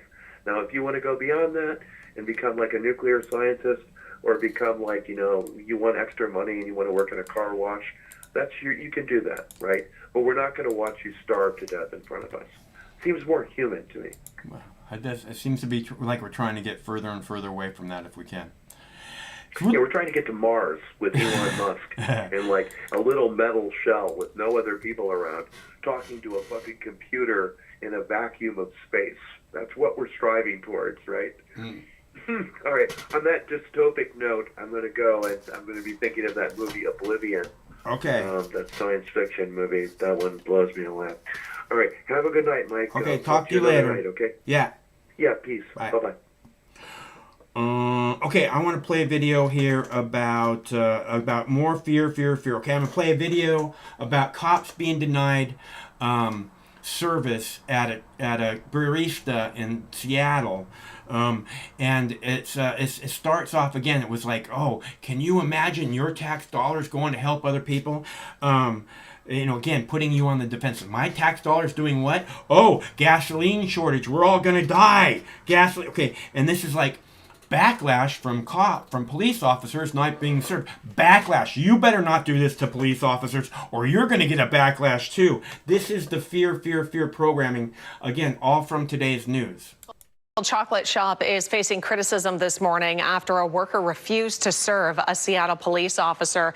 That officer and an officer trainee went to the Wallingford chocolate shop, Chocolate, last week. The officer was denied service allegedly because he is a cop. The president of the Seattle Police Officers Guild says the officer and trainee were stunned. They're a bit distraught, dismayed to be treated in that manner. I think they were taken aback. The shop owner says the workers' actions do not represent the company. In a statement on Facebook, the owner said in part, quote, discrimination is not a practice that we believe will heal the divide in our city, and we are committed to being a safe and welcoming place for every one of our neighbors. Okay, so discrimination is not something that we believe in. How about police officers often make many of our clientele feel very uncomfortable. It's not their fault. It's not our fault. It's the police officer's fault because of the actions that their police department takes again and again and again. So yeah, we don't want your kind here. Okay, can't you see it says no fucking cops on the door? We'll make a big old sign that says FTP. Will that get the point to you? Okay, again, backlash from blah, blah, blah, blah, blah. You better not do this to police or you're going to get the backlash too. The cracking whip. You better not get that backlash. And this is where we're at. Okay, you better be afraid. Oh, we're leaving Afghanistan. Oh, 100 troops are coming out, but we're moving 600 troops in. But we're leaving. That math makes sense to you guys, right? I mean, you passed 4th grade math, didn't you? Also breaking right now, the U.S. military withdrawal from Afghanistan is formally underway. U.S. aircraft have moved fewer than 100 troops and military equipment, but sources tell ABC News contractors and government workers are also leaving the country. The Pentagon has also said it is concerned about attacks from the Taliban as personnel depart. It is sending 650 ground troops into Afghanistan as a covering force. The entire withdrawal process is scheduled to be finished by September 11th.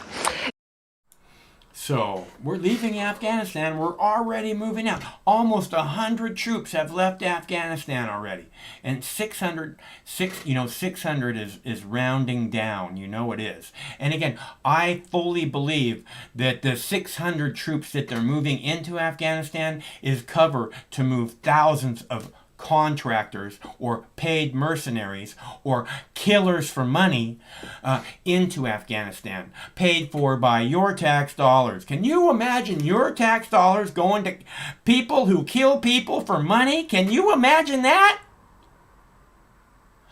Why didn't they start that story off that way? Can you imagine your tax dollars going to a 20-year war and it being a complete and utter failure? Can you imagine that? Kelly Koopman. Can you imagine that? What the fuck? Okay, and then there's the, security threats that are facing the United States are terrifying. Their word. Terrorizing. Terrifying. Terrifying. Their word on their news clip. You should be terrified. Okay, I'm just pointing these things out to you because I think you deserve better. I think your children deserve better. I think this feeble-minded child psychology is a threat to us all. Because it fucks with everyone one way or another. Clip 3. Be afraid, be afraid. Be terrified. A live look at the U.S. Capitol, where a Senate hearing with 2 of America's most senior intelligence officers explored a dizzy array of threats emanating from every corner of the globe. They include hostile nation states with weapons of mass destruction, more health crises, extreme weather events, and cyber crimes. Here's national correspondent James Rosen. Just about every sentence at Thursday's Senate Armed Services hearing on worldwide threats was terrifying. China's chemical infrastructure and Russia's pharmaceutical-based agents program can provide those nations with chemical and biological capabilities. North Korea also poses a serious challenge. Since mid-2019, it has tested dozens of missiles, including 3 types of new short-range ballistic missiles and a new sea-launched ballistic missile. Ecological degradation and a changing climate will continue to fuel disease outbreaks, threaten food and water security, exacerbate political instability and humanitarian crises. China's leaders see their country as a rising power, the U.S. in decline. And though the People's Liberation Army is rapidly expanding its conventional and nuclear forces, Beijing is not interested in war with the U.S., according to America's top spies. They are increasingly perceiving it as a zero-sum game. China believes that the United States is trying to check China's rise, and in that context is countering, from their perspective, again, what they perceive to be our influence and our efforts in this area. Why do you think the PLA is so rapidly building up its nuclear arsenal? In the span of capabilities that they have, the nuclear piece has been one component. It has been a priority for them. And I think they have racked and stacked that in the things that they think that they need to get done by 2030 or 2035. And so I think they have accelerated this as a deterrent, quite honestly. In his address to Congress Wednesday evening, President Biden said the U.S. and China are competing to win the 21st century. That means making sure every nation plays by the same rules in the global economy, including China. Director Haynes said climate change has such an enormous impact on all the different kinds of threats the U.S. faces that she is presently, quote, figuring out how to integrate climate science and analysis across the board at America's 18 intelligence agencies. On Capitol Hill, James Rosen. It said, you see the tagline up there, it said, changes ahead for U.S. intelligence. It's, again, this programming that's going on. Changes ahead in intelligence. U.S. intelligence. All of you expect changes in intelligence. And again, it's this terrorizing. Are you all terrorized? No, I'm sorry, not terrorizing. Terrifying. Terrifying, that was their word. Terrifying security threats focused on the U.S. right now. Like all these other things that you're supposed to be terrified by aren't enough. We have to pile this on top of it too. What's next? Fucking tigers? I don't see a fucking tiger. What do you mean fucking tiger? Ah, fucking tiger! How much more terrified can we get? I think, and again, I think what's happening here is we're being, not we, but many people are being put into the mindset of that there's this horrible threat all around us and at any moment, which again has been a never-ending thing. If you see something, say something. Since 9/11, this has been a never-ending thing to terrorize the American public, to get them to believe that there is a threat everywhere, right? Now more than ever. And they're saying, oh, if you're not terrified enough, here's all these other things you need to be terrified about. And my point is that, you know, what I think is happening, what I see happening, I seem to see things that other people don't see. So that's why I want to point them out to you. Not necessarily that they're true, but that they could be, and it could be important. So when they're saying, we're setting up this terrifying, terrorist, right? Which again, we've been going on for the last 20 years, 20 some years, but obviously they're hyping it up now. And at the height of fear already, so it's like, oh yeah, you're not afraid enough, you need to be more afraid. But even more than that, what I see happening is they're setting up this place in your mind that believes that there could be this huge terrorist attack, right? They're planting the seed, so to speak, that this could happen at any moment. Not only to terrify you, but to program you to believe that it could happen. And when that way, when it does happen, and we can't move the troops out of Afghanistan, so sad. We knew that it was going to happen. They told us that it was coming. We should have been more prepared. And again, we pay all this money to the Pentagon, we pay all this money to the CIA, we pay all this money to the NSA, to the Department of Homeland Security, and again, they fuck up again and again and again. In my opinion, their budget, all of their fucking heads of everywhere should be fired immediately, and their budget should be cut. and cut and cut. And then, after it's cut to a proper place and we have proper leadership, I bet you the terror threat goes way down. I bet you it goes way down to nothing. I mean, there is a terror threat. There is. Let me get me wrong. After you invade a country and you kill 1 million innocent people based on lies with your tax dollars, oh my God, can you imagine your tax dollars going to kill 1 million innocent people? With your tax dollars in your name, there's probably some people who want revenge. No doubt in my mind. And I don't think anybody could really blame them for that, could they? So, and it should be you all that want revenge. Every single person that's a U.S. citizen should want revenge on the politicians that made this happen, on the news media that made this happen. Because they spent trillions of dollars based on lies. They all knew it was lies, and then they went and killed 1 million innocent Iraqis in your name with your tax dollars. Oh my God, can you imagine trillions of your tax dollars going to murder 1 million innocent Iraqis based on lies? That's what that cow sounded like. Oh my God, can you imagine your tax dollars going to help lift up your fellow citizens? Can you imagine that?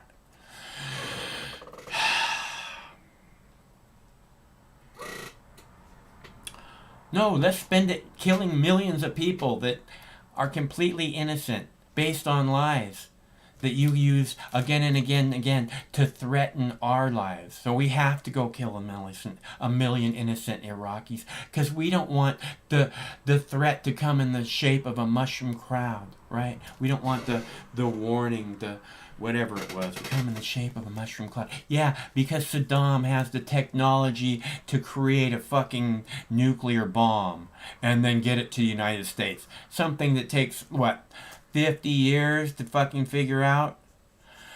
You know what? I can't stand these people, and I want them to go to prison because that's the only way to make the world a safer place for little children. Those people murdered 1 million innocent Iraqis for the sole purpose of they could make a shiny penny off of it. That's 100% the reason. It was done in your name with your tax dollars. Oh my God, can you imagine your tax dollars going to murder 1 million innocent Iraqis based on lies? Shut up, you cow. Okay, so that being said, how about another video? China Space Station is pretty cool. I'm going to hold off on that one for just a minute. Idaho just passed a law so that they could kill 90% of the wolves in their state. 90% of the wolves. It's now legal for the people of Idaho to go out and kill 90% of them. Which I don't know how 21st century humans can really be that cruel. I think that's pretty sad. Menthol cigarette ban. What would you like to see? Let's watch The Killing of the Wolves. The Killing of the Wolves. That sounds like a good book title, right? In a moment. But one of the success stories in the wilds of the US state of Idaho in recent years has been the return of wild wolves. Well, they're under threat again because of their very success. The State House of Representatives could vote as early as Monday to approve legislation allowing private contractors to kill up to 90% of them. And if it passes, the bill would then go to the governor to be signed off.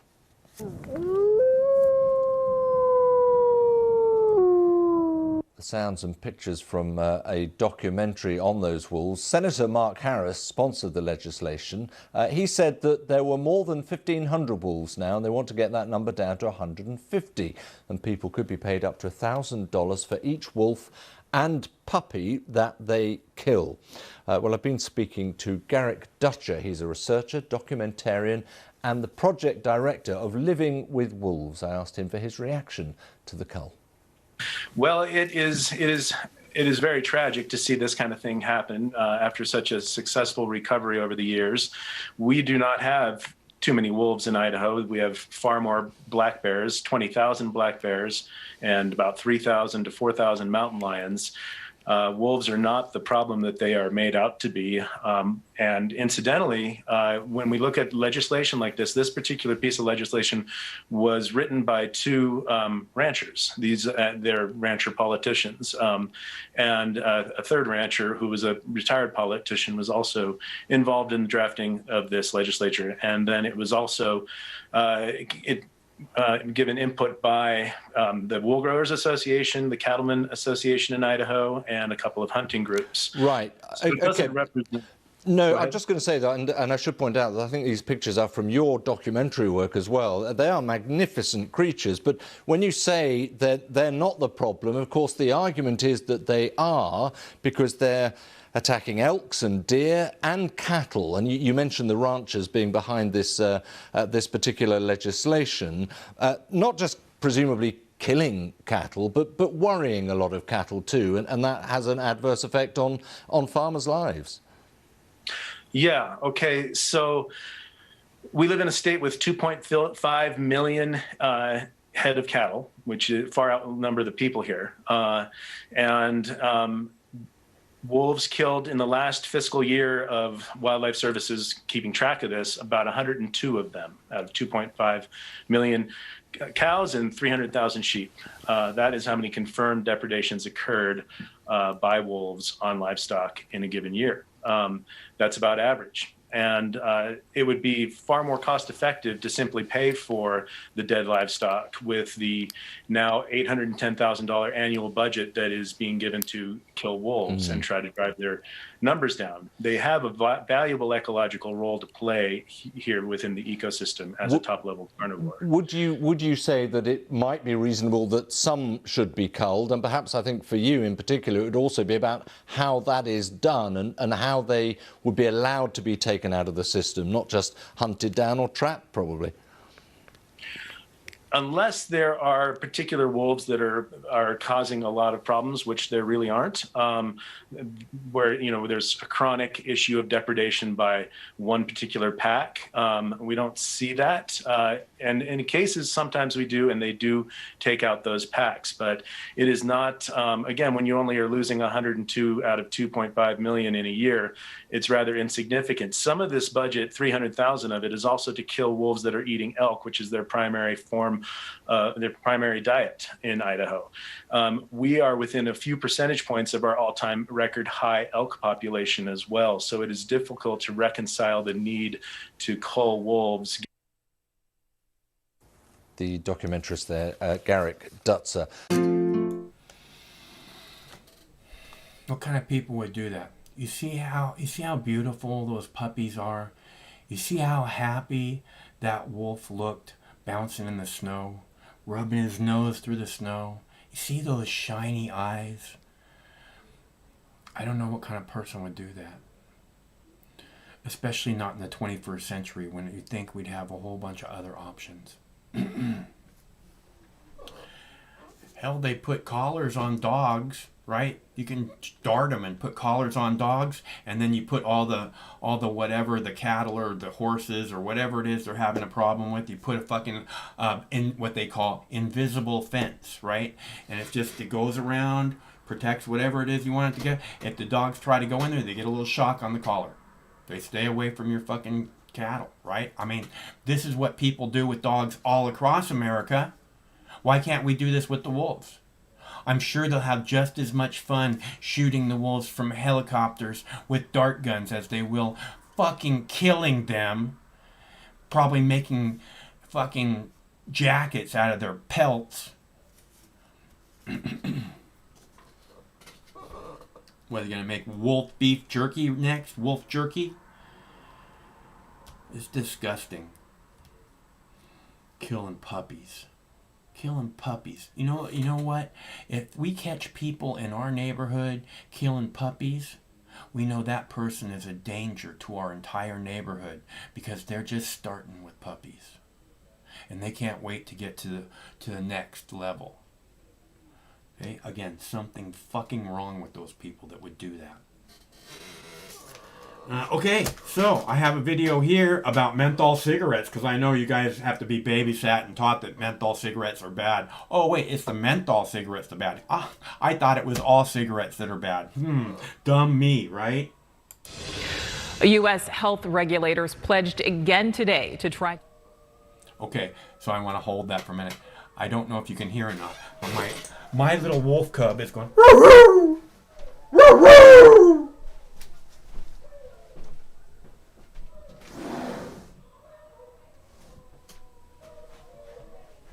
Woo-woo! Woo-woo! So I don't know if you could hear that or not, but my little wolf cub is outside howling because there's a siren going by. And that makes him go cray-cray. Somebody's driving way too fast. All right, so let's see. Where were we? Right. Menthol cigarettes. You people need to be babysat 24/7 or else you're going to do something stupid like smoke a menthol cigarette. Menthol cigarettes are bad, people. How can you not know this? Oh, dumb me. I thought it was all cigarettes are bad. I guess the other ones are okay. U.S. health regulators pledged again today to try to ban menthol cigarettes, this time under pressure from African-American groups. NewsNation anchor Rudabeh Shahbazi joins us with more details behind this push, Rudabeh. Nicole, the Food and Drug Administration says banning menthol would prevent 63,000 tobacco-related deaths over 40 years, more than a third of them among African-Americans. The mint-flavored cigarettes are overwhelmingly used by young people and minorities, particularly black smokers. 85% of whom smoke menthols, compared to about a third of white smokers. From our perspective, our country could do a better job with regulating these products. Keisha Brooks Coley of the American Cancer Society says today is an important first step for public health. The Food and Drug Administration has attempted several times to get rid of menthol, but faced pushback from Big Tobacco, members of Congress, and others. We think that this time is different. Today's announcement is the result of a lawsuit filed by anti-smoking and medical groups last summer to force the FDA to finally make a decision on menthol, as well as menthol and fruity flavors from low-cost small cigars, which are increasingly popular with young people, especially black teens.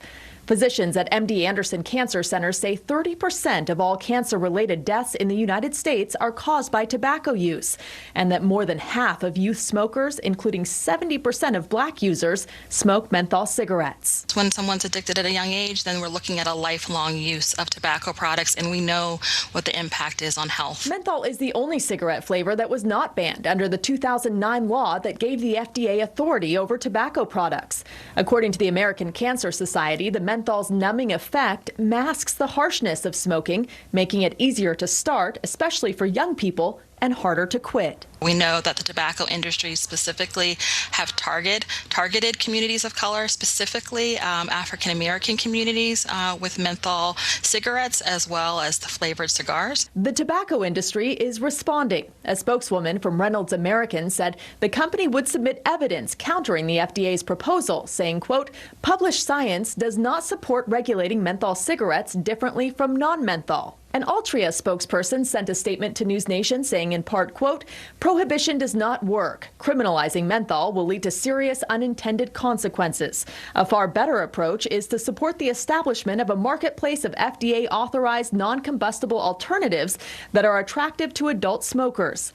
Finally, youth smoking rates, including menthol cigarettes, are at historical lows, and science and evidence does not support such a ban. The FDA says it aims to propose regulations banning menthol in the coming year, which is expected to take years to implement and face legal challenges from tobacco companies. Nicole? All right.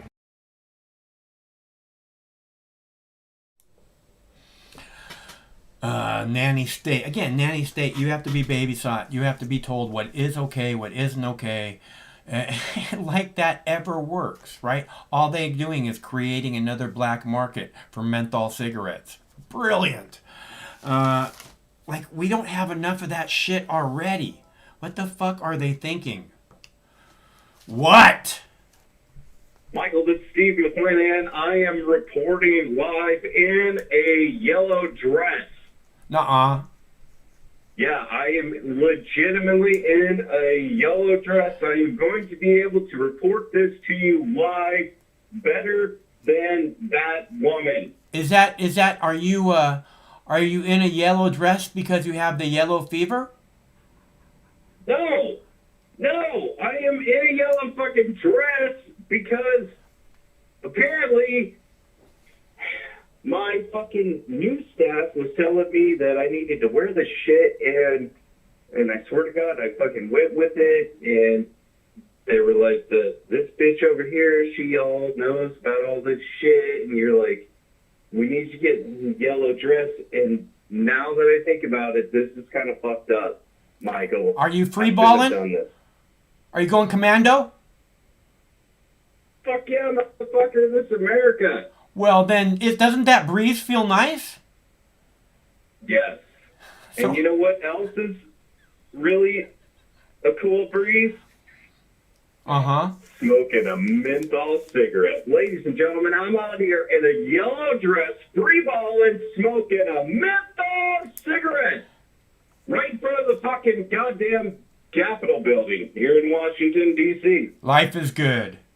Good to be an American. Take a picture. Take a picture. Yes, please take a picture and send it to us. We would love to see that, Steve, in your yellow dress.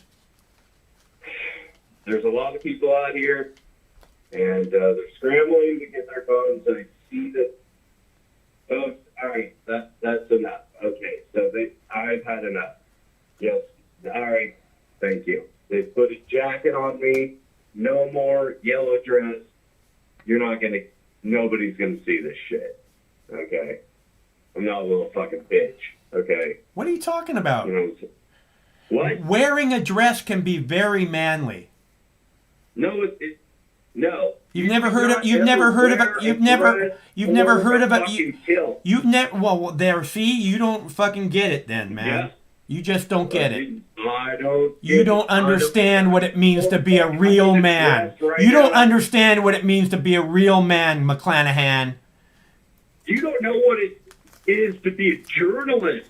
Oh, yeah. You put on a yellow dress tomorrow. Macho. I don't have a yellow dress. I don't. Will Pink do? I don't have a yellow dress. Will Pink do? Go to the Goodwill. The DAV, they have a ton. It's all color coordinated. They won't let me try anything on at. Hey, they won't let me try anything on at the Goodwill during the plague. So I'm not going to put on a dress. I'm not going to go and buy a dress. I don't even know what it looks like on me. I'm not going to buy a dress. I don't even know what it looks like on me, dude. I'm not going to do that. Oh, you've been fucking eating way too much during COVID or something? You have self-esteem issues? No, I want to make sure the dress is pretty. I want to make sure it looks pretty on me. This is fucking bullshit, bro. This is why I should never have listened to the fucking correspondence at the news station before fucking doing this broadcast. This is bullshit. This is Steve McClanahan reporting live from fucking, right down the street from the fucking goddamn bullshit. And I am going to find Craig and Wilco because they are the fucking ones that set me up to this shit. And I'm going to I swear to God, I will find them. I'm doing it. All right, good luck with that. Doing it live. I will. All right. This is Wilco and fucking Craig's fault. All right, you got to go. Your fucking yellow dress, fucking Craig. This is not funny. You're right. You got to go. You get a dress, motherfucker. I have dresses. Fuck you. I have a dress. You got a yellow fucking dress. Well, it's not a dress. It's a skirt. I like wearing skirts, actually. All right. See, this is getting really weird. I got to go. You got to go. I got to go. Okay, you got to go. You got to go. I do not. I may have to go soon, though. No, you're going, dude, because I'm hanging up. Good. Motherfucker, because Steve McClanahan is reporting live. Good. Thanks for calling. Bye. I got to change. Okay, bye.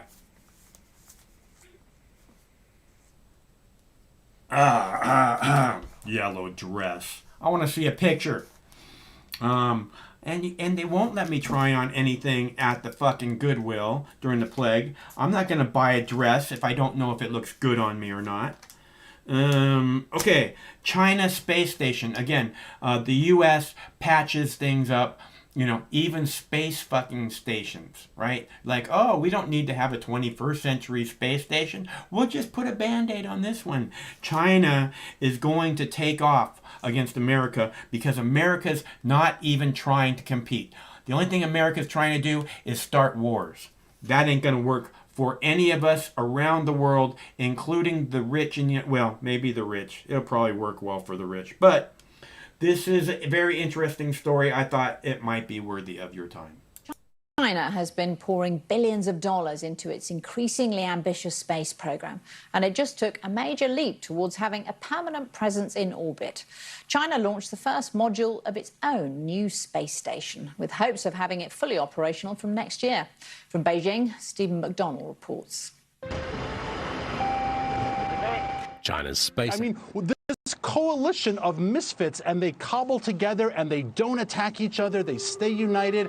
I wish the coalition of misfits, and they cobble together and they don't attack each other. They stay united. Coalition of misfits, and they cobble together and they don't attack each other. They stay united. Coalition of misfits, and they cobble together and they don't attack each other. They stay united. Coalition of misfits, and they cobble together and they... I clicked on the wrong button. What video was that? Oh, China space. We got to see that one. I don't want to not show that one to you. Because I don't know how much of it you saw. I'll post it on the YouTube page.